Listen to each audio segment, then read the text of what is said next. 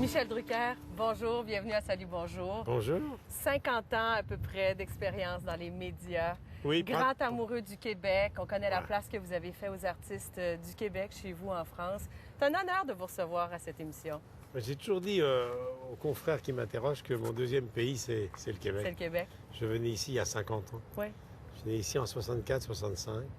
Je suis allé sur la baie James, le chantier de la baie James. Vous avez vu ça? Et quand je vois ici, c'est un lieu magique ici, quand je vois le stade de Montréal là-bas, ça me rappelle Les jeux, hein? Ça me rappelle Monsieur Drapeau, ça me rappelle plein de copains. Je suis venu ici souvent chez vous. Qu'est-ce qui a le plus changé dans votre œil à vous au Québec? Les Québécois gardent cette chaleur, cette humilité. Non, ils ne changent pas. On change pas? Non, les Français se la pètent un peu, comme l'on dit. Les Français se prennent souvent au sérieux. Les Québécois, jamais. Vous verrez dans l'été indien, l'émission que je co-présente avec Julie Snyder, tous les artistes que je présente, quels qu'ils soient, certains pourraient vraiment avoir la grosse tête. Céline, la première, elle ne l'a jamais eue. Regardez votre Xavier Dolan, 25 ans, primé à Cannes. Je l'ai connu, il avait 21 ans. Je l'avais reçu à Paris il y a quelques années. Il a déjà fait 5 films. Il pourrait se rouler des mécaniques, quoi. Je crois que les gens du métier ici sont des gens modestes. Vous aussi, vous pourriez avoir la grosse tête, Michel Drucker. Je parlais des 50 ans d'expérience dans le métier, de tous ces plateaux de télé que vous avez animés, de toutes ces grandes stars, ces grandes vedettes que vous avez reçues, que vous avez fait connaître aussi.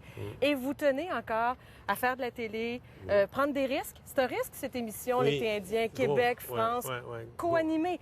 Partager la vedette Oui. avec Julie Snyder, faut le faire. Ça, j'aime bien ça. Mais cela dit, pour faire ce métier longtemps, il faut avoir toujours le désir. Hein. C'est la chanson de Goldman, l'envie d'avoir envie. Moi, j'ai toujours envie. J'ai plutôt le goût des gens et j'ai envie de rencontres nouvelles. Moi, ça a commencé avec Félix Leclerc, mon aventure avec votre pays.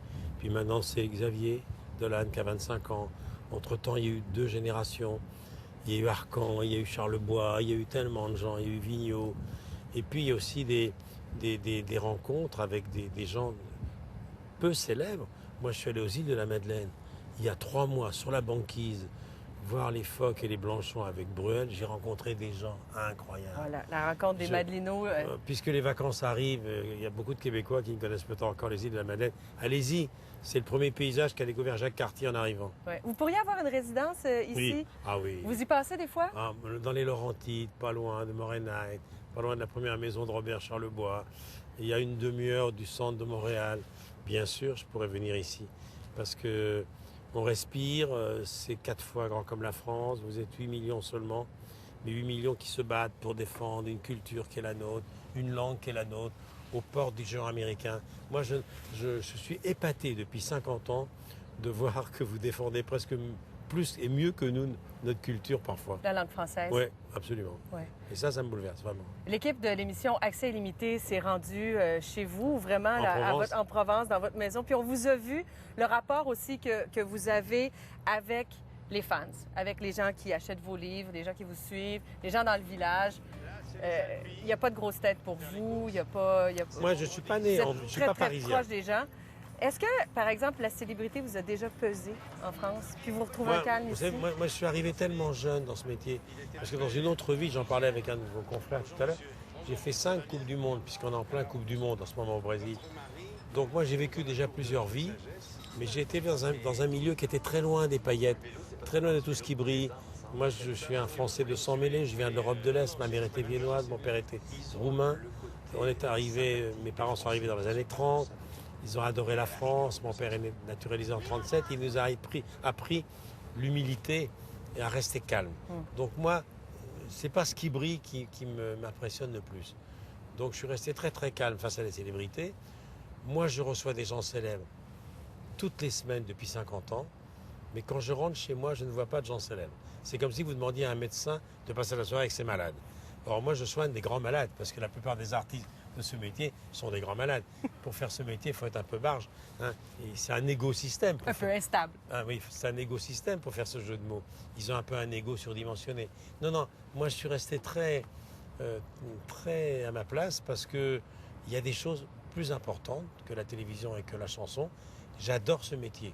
J'adore mettre les artistes dans la lumière, mais j'adore rencontrer Mario Cyr, que vous verrez dans l'été indien, qui est un des plus grands spécialistes de la plongée, de la prise de vue sous-marine. Il vient des îles de la Madeleine, il m'a reçu chez lui. On lui doit les plus belles prises de vue de morses, d'ours blancs qui Oui, il était avec Jean Lemire, lui, dans cette belle aventure qu'on a pu suivre à la télévision. Si vous avez aimé le film de Perrin, Océan, 80% des prises de vue sont signées Mario Cyr, qui est un Québécois, qui est un génie absolu. Ouais. Voilà. Votre réaction aux baleines, c'est magique. Vous avez aimé ça? Non, je vais à Charlevoix. On me dit, tu sais, il y en a qui viennent au bord du fleuve, sur le Saint-Laurent, et qui peuvent attendre des mois pour voir une baleine. On en a vu 6. J'avais leur portable.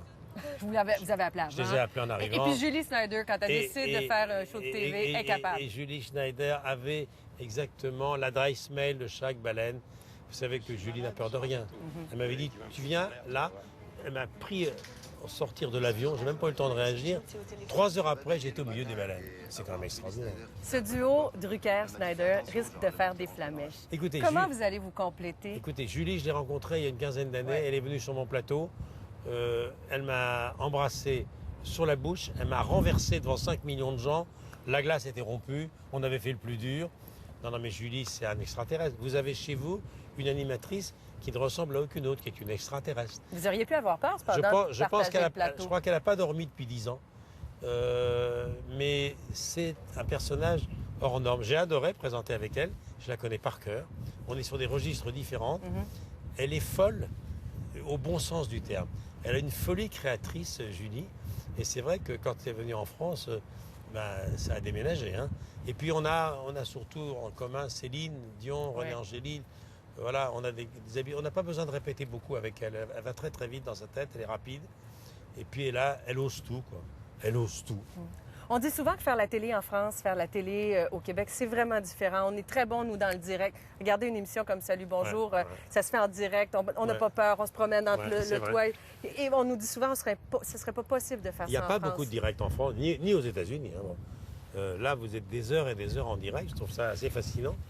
Il faut se lever tôt, il faut être en forme tôt. Mais c'est quand même la magie. C'est là où il y a l'adrénaline. Moi, j'adore faire du direct. Dans mes émissions du dimanche, je ne peux pas faire du direct. Pourquoi? Parce que les artistes ne sont pas libres le dimanche. Ils sont en concert la veille. Ils ne peuvent pas se réveiller tôt. Mais sinon, moi, quand je suis en direct, je préfère, et de loin. Moi, j'ai fait plusieurs grands shows récemment. Celui qui a été le plus réussi, c'était en direct, comme par hasard avec qui? Avec Céline. Qui n'a peur de rien non plus. Hein. Voilà, elle vit dans le risque, dans le danger. Elle vit dans le constamment. risque, absolument. Vous avez écrit en octobre dernier De la lumière à l'oubli. Oui. C'est ces histoires aussi de grands, de vedettes qui... Alors ça, c'est un livre pour ne pas prendre la grosse tête. C'est qu'est-ce qui se passe lorsqu'on a été célèbre, qu'on a été un animateur, une animatrice célèbre, un chanteur, une chanteuse, un acteur, un homme politique, un sportif. Qu'est-ce qui se passe quand la lumière fait place à l'ombre et que ça marche moins bien? Et j'ai voulu, moi, raconter le revers de tout ça. À ce moment-là, ça va être la base. L'angoisse de l'artiste qui a moins de succès, qui attend la gloire, qui la perd, va-t-il la retrouver? On n'est pas nombreux à pouvoir écrire tout ça, parce que moi, en 50 ans, je touche du bois, j'ai eu la chance de ne pas tomber du train. Mais j'en ai beaucoup vu. Si vous étiez tombé du train, Michel, qu'est-ce qui vous aurait rattrapé? J'aurais j'aurais fait le maximum pour remonter, mais j'ai toujours essayé de ne pas tomber. C'est-à-dire, j'ai toujours pris des trains qui n'allaient pas trop vite. C'est peut-être la leçon à donner. Oui. Il faut prendre son temps. Michel Drucker, merci d'être venu nous voir. Faut pas être à la mode. À Salut, bonjour. Merci beaucoup. Bon succès avec l'été indien. Oui. On attend ça vraiment avec impatience. Et puis merci de nous recevoir. Avouez que le plateau ici, il est pas mal quand même, hein? C'est le rêve. C'est beau sur l'été indien, mais c'est l'été indien, il y a entre le Champlain et le pont Jacques-Cartier avec Montréal derrière moi. Rien que ça, c'est magique. Merci, Michel. Merci à vous.